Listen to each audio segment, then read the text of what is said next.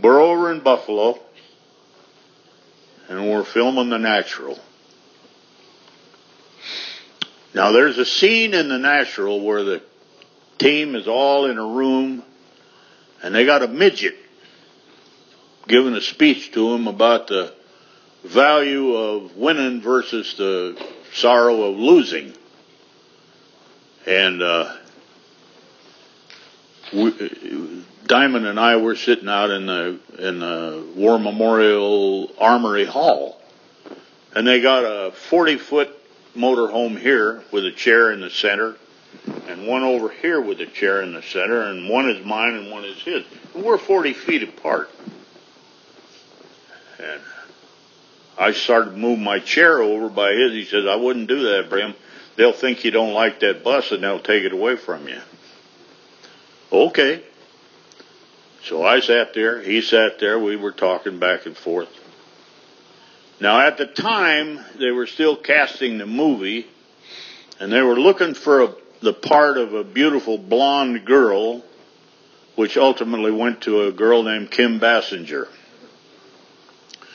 But prior to that award, they looked at every blonde girl in Hollywood and flew them to Buffalo for interviews and visits and that kind of stuff. And on this day I'm telling you about, there's a girl sitting in a chair over there. It makes a perfect triangle between her, Diamond, and me. 40 feet each way. He says to me, kind of under his breath, he said, Brim, that girl can't take her eyes off of you.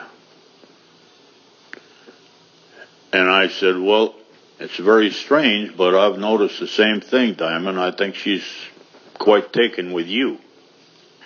No, it's you. No, it's you. So he says, let's find out. I said, okay. Now, I don't know what's coming, but I'm dying to hear because he's just amazing when he improvises. So he says, okay, when that little guy comes out that door, you get around behind him. I'll push him over your back. He'll hit the ground. First thing, hit the ground on the back of his head. And we'll jump on him and beat him to death and throw him in the dumpster outside. Okay? Well, I got one answer. Okay. And he goes through it again. More specifically, what we're going to do to this guy. Well, this little blonde girl sitting over here can't stand it anymore. She said, oh, I'm sorry, but I heard what you said. I love you guys. You can't do that. You're Dick Farnsworth. You can't do that.